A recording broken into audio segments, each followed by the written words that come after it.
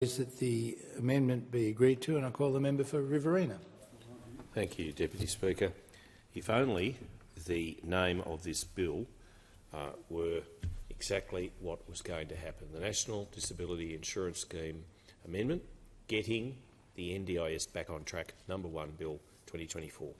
Because if there is any piece of legislation coming before this House, if there is any aspect of society that needs to get back on track, it is the NDIS.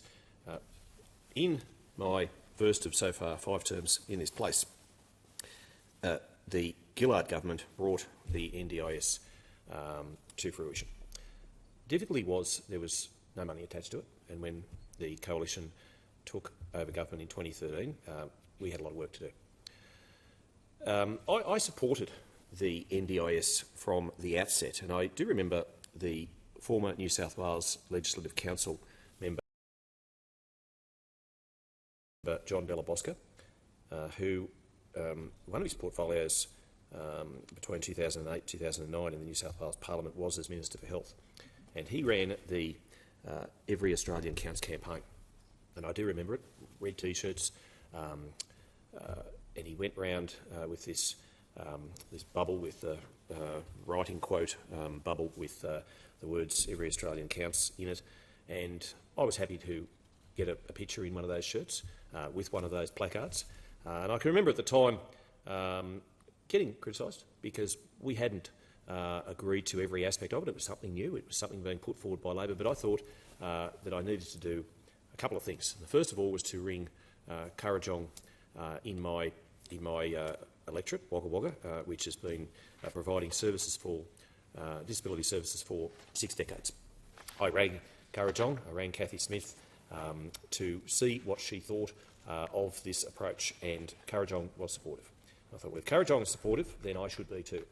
And as I say, it was something that was new. It was something that the Labor government was proposing, and it does remain, I believe, a legacy of Julia Gillard, our first female Prime Minister, and I have respect for Prime Minister Gillard for a number of things, not least of which is this.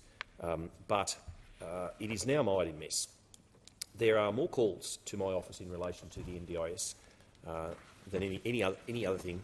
In fact, you could add up every other call to my office and they still wouldn't match the number of calls to my office that come in relation to NDIS. And they are heartbreaking calls. They are fraught with despair calls. And I asked my electorate officer, who deals with most, if not all, of these matters, to give me some cases, and whilst I don't and wouldn't publish the names, they are very pertinent to this debate. A vulnerable man whose change of circumstance was lodged in November 2023. Today, the 11th of April 2024, his claim has still not been finalised, even though he runs out of money today. If he doesn't have support, there is a danger he will die. Another case, a woman with multiple sclerosis, whose change of circumstance was lodged in February 2024. Her plan had run out of money and her support coordinator was paying for the supports. When the plan came through in late March, the plan was worth less than this woman's plan was 2 years ago. A review of a reviewable decision has now been lodged. Another situation, a young 18-year-old man whose mother had to take him to the NDIS office within the Wagga Centrelink to prove he was non-verbal, even though he had been non-verbal for his whole life. A father who put his son's review of plan in November 2023. He was continually told it was being escalated, but nothing would happen until the plan had $1,000 left in it. Now, in early May 2024, the plan is about to run out of money, and Dad has a promotion in his work and will have to tell his boss he can't start because he will have to stay at home to care for his son. Yet another case. A man with MND, motor neurone disease, had lodged a review for assistive technologies in November and December 2023. It wasn't finalised until the end of April 2024. And this is the kicker. This is the departmental wording at the end of a lot of emails in relation to the NDIS that recipients receive. Please accept our apologies for the delay in resolving this matter for your office, and there's a line redacted there, and family, and for any stress that this may have caused. If the participant requires crisis support, the participant or their support should contact their local GP, hospital or mental health crisis team. Alternatively, they can contact Lifeline on 13 11 14. And my electorate officer, who has worked with me, Deputy Speaker, for more than 20 years in various capacities, and she is one of the most diligent people I have ever met. And she's a patient person, she's a caring person, she's an empathetic person. She said to the NDIS, if you dealt with these matters in a timely manner, our constituents would not be getting stressed out. And she feels it. but more than she feel it, because she can go home at the end of the day and concentrate on her family and do other things. But those families, the pain and suffering that they are enduring is ongoing. They don't finish at 5 o'clock and turn the computer off or stop answering the phone. Their enormous grief and stress is 24/7, and it's hard. I hear reports, and I note that other people who are speaking on this bill have also mentioned it, that the NDIS is in fact taking up, like a big sponge, many of the workers who would otherwise be doing other work, perhaps in aged care, perhaps in childcare, and goodness knows we need more and more people in those two sectors. But why would you want to do the heavy lift of a person who can't get out of bed and strain your back when you could be getting paid 3 times as much? You know, a lot of money per hour to take as a carer, as an NDIS carer, somebody to the pitches, or somebody 10-pin bowling, or somebody to the gym, as in many cases circumstances that have been relayed to my office. And this is such a shame, because the NDIS is taking a lot of people out of other sectors, being a big drain. And there are circumstances in which people are being paid NDIS, which, let me tell you, anecdotally, that they are questionable, and other people who just simply can't get the support. People who have Down syndrome and yet have to prove every year that they have this condition. I mean, it is just so difficult. So I say, if this legislation were to get the NDIS back on track, well, all well and good, but I doubt it. I doubt it very much. I received a very telling text from a fellow by the name of Mark Peach this morning. Mark once lived in the central western New South Wales town of Forbes. He's now the New South Wales State Director of Physical Disability Australia, and he wrote several texts to me this morning, very concerning. He said, "I know people in the Central West already struggle to access reliable disability services, and this bill, as it sits, will leave families worse off and passes the buck to non-existent services." And there's a bit of a rub there, non-existent services. And I know when the NDIS was first starting out, there were, I would call them shysters, out there trying to get part of the action with the NDIS. People who were not like Currajong in my electorate, in Wagga Wagga and beyond, who were not people with years of experience, years of care, years of concern, years of compassion, years of professional experience, but they were just coming into the NDIS thinking they could make a fast buck out of people, families who, quite frankly, were being dudded out of what they should have been receiving under this new system. Now, Mr Peach continued, Bill Shorten knows that these changes, I mean his words, not mine, I would say the Minister, but knows that these changes will make the NDIS more like aged care and will force families to relinquish care of their disabled brothers, sisters, mothers and fathers and force them into homes living with 2 others with a disability.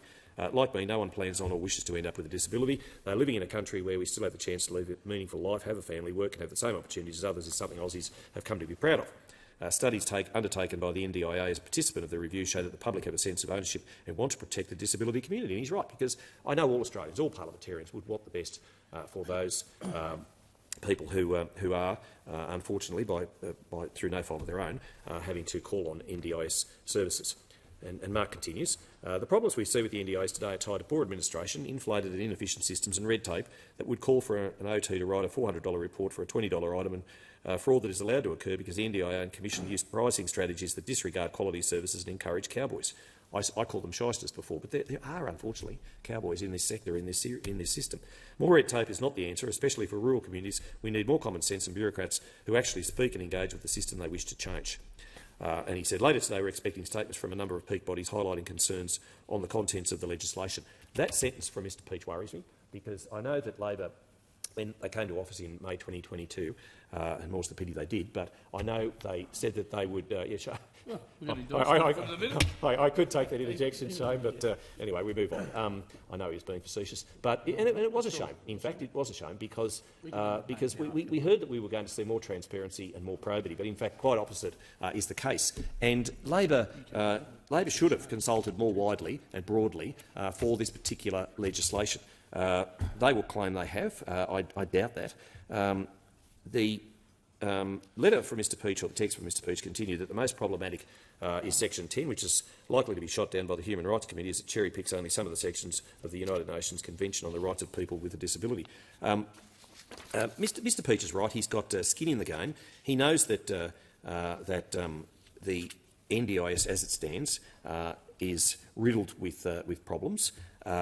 It is draining people who would otherwise be engaged in other activities from those activities into this, and it is a whirlpool of money that really needs to be addressed. I can remember the New South Wales Premier MORRISON, a Labor Premier, talking in the 90s about the fact that the health budget was, if it was left to run as it were, was going to take up almost all of the state budget. And he, as a former minister and then premier, strove to do something about it. And and I pay tribute to him for doing just that. He was, in essence, a good premier. And this is the same. We face a grave dilemma here with the NDIS, that it will, as a money whirlpool, just suck so much out of the budget. And I appreciate that much of it is uncapped, but so much out of the budget. But what we need to do is do a thorough investigation about where the money is being spent, why people who have conditions that are lifelong conditions have to consistently and continually prove that they have those conditions, why there are such delays. I appreciate in the budget we're getting 36,000 more public servants. No doubt most of them will be occupied on shiny seats here in Canberra. They need to be. If we're going to have that many thousand more public servants, they need to be doing gainful sort of activities, and that is perhaps on the NDIS switchboard, and making sure that we address some of these cases, making sure that we go through so that people, such as those case examples that I read from my electorate officer, aren't happening more and more and more. And we have to listen to people like Mark Peach, who knows what he's talking about. It's one of the main reasons he had to move from Forbes to Wollongong. It's forcing people with disabilities out of local communities in the cities to access services. This is not fair. This is not equity. This is not right in the Australia that we live in 2024. And the government must and should do better. I do thank the honourable member for Riverina for his contribution. And the question now before